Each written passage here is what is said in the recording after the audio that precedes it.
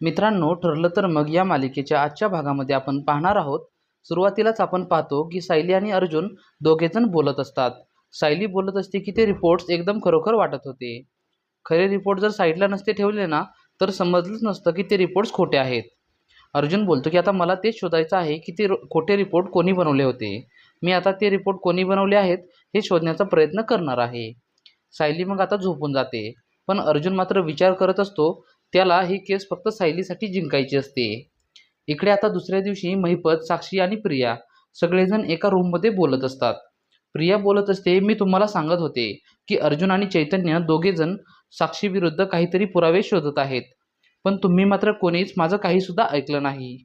कोर्टात बघितलं ना काय हाल झाले ते. आता मात्र साक्षीला यातून कोणीच वाचवू शकत नाही. तिला एकतर फाशी तरी होणार, नाहीतर जन्मठेप तरी होणार. महिपत मग प्रियाचा गळा दाबतो. तो बोलतो की माझ्या मुलीला जर फाशी झाली ना, तर तुला मी काही जिवंत सोडणार आहे का? आणि तो फारच जोराने प्रियाचा गळा दाबून धरतो. साक्षी महिपतला थांबवू लागते. नागराज बोलतो की हिला मारून काहीच उपयोग होणार नाही. आणि मग ते महिपतला थांबवतात. साक्षी प्रियाला पाणी देते आणि बोलते की जरा शांत बस, कशाला जास्त एवढी वाढीव बोलत आहेस? अण्णांना राग आला आहे, तुला माहीत नाही का? आता मग प्रियाला पण फारच राग येतो. ती त्यांना बोलते की तुम्ही सगळे आता याच्यामध्ये अडकणार आहात, पण मी मात्र यामध्ये नाही अडकणार. मी एकटी त्या सुभेदारांच्या घरावरती राज्य करणार आहे. असं बोलून मग प्रिया तेथून निघून जाते. इकडे आता अर्जुनचे वडील कल्पनाच्या मागे मागे फिरत असतात आणि तिला समजावण्याचा प्रयत्न करत असतात. पण कल्पना मात्र त्यांचं काही सुद्धा ऐकून घेत नसते. मग आता इतक्यात सायली पण खाली आलेली असते. कल्पना सायलीकडे बघून बोलते, आजपर्यंत एवढ्या दिवसात आमच्यामध्ये कधीच वाद झाला नाही, पण आता काही माणसांच्या येण्यामुळे आमच्या घरामध्ये वाद होऊ लागले आहेत. अर्जुनचे वडील बोलतात की कल्पना, तुला तन्वीबद्दल बोलायचंय का? ती आल्यापासूनच घरामध्ये सारख्या ठिणग्या पडत आहेत. आता मग कल्पना निघून जाते आणि ती निघून गेल्यावर सायली मग प्रतापला बोलते की बाबा, माझ्यामुळेच तुमच्या दोघांमध्ये वाद होत आहेत. प्रताप बोलतात की तू अजिबात टेन्शन घेऊ नकोस. एवढ्याशा वादामुळे आमचं नातं तुटेल एवढं आमचं नातं तकलादू नाहीये आणि यामध्ये तुझी काही सुद्धा चूक नाही. इकडे आता सकाळी सकाळी रविराज, नागराज नाश्ता करत बसलेले असतात. सुमन बोलत असते की मला जरा बाहेर जायचं आहे आणि त्यांचं बोलणं चालू असताना अर्जुन आणि चैतन्य येतात. अर्जुन आणि चैतन्याचं मग रविराजकडे महत्त्वाचं काम असतं आणि मग रविराज आणि ते दोघे जण वरच्या रूममध्ये जाऊन थोड्याफार गोष्टी डिस्कस करणार असतात. ते मग वरती आल्यावर अर्जुन बोलतो की सिनियर, तू आम्हाला या केसमध्ये फारच मदत केली आहेस. तुझ्यामुळेच आम्हाला त्या खोट्या रिपोर्टबद्दल समजलं. पण आता आमची एक मदत कर ना.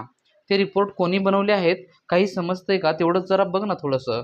रविराज मग लगेच त्या कंपनीतल्या एका माणसाला फोन लावतो आणि त्याच्याकडून माहिती घेण्यासाठी त्याची मदत मागतो. संध्याकाळी मग ते त्या माणसाला भेटण्यासाठी वेळ ठरवतात. नागराज दरवाजाच्या बाहेर उभा राहून त्यांचं बोलणं ऐकण्याचा प्रयत्न करत असतो, पण त्याला काहीच ऐकू येत नसतं. आता मग अर्जुन आणि चैतन्य दोघेजण घरातून निघून जातात. इकडे आता महिपत त्या वकील मॅडमच्या ऑफिसमध्ये आलेला असतो, पण दामिनी मॅडम त्याला इग्नोर करत असतात. महिपत बोलतो, अहो मी एवढा मोठा माणूस तुमच्या इथे आलो आहे, पण तुमचं माझ्याकडे अजिबात लक्ष नाही. आता मग दामिनी बोलते की तुम्ही किती खोटं बोलणार? आत्तापर्यंत तुम्ही माझ्यापासून किती गोष्टी लपवल्या आहेत.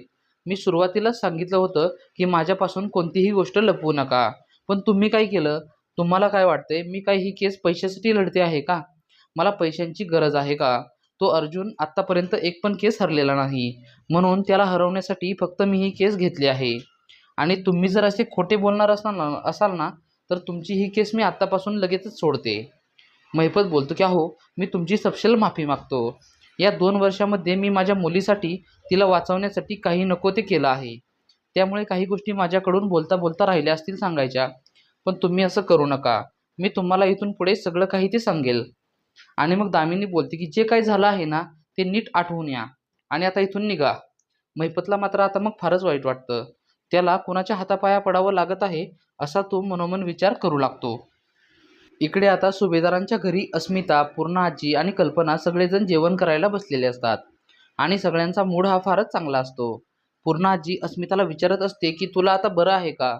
अस्मिता बोलते की हो, मला फारच फ्रेश वाटते आणि मला भूक पण लागली आहे. आणि मग आता सगळेच जण जेवण पण करणार असतात. इतक्यात मग प्रिया येते आणि मग ती बोलते की अरे बापरे, ही भाजी बघितली ना तरी माझ्या तोंडाची चव जाते. कोणी बनवली आहे ही असली भाजी? आता मग प्रिया अस्मिताला बोलते की चल आपण पास्ता वगैरे मागवूया, पण अस्मिता बोलते की नको, मी आता घरचंच खाणार आहे. सायली बोलते की प्रिया, तू येण्या अगोदर येथे सर्वांचा मूड चांगला होता.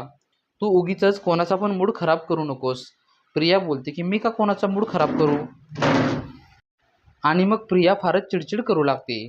तिच्या बोलण्यामुळे पूर्ण आजी जेवता जेवता उचललेला घास खाली ठेवते. आता मग सगळेच जण फारच नाराज होतात.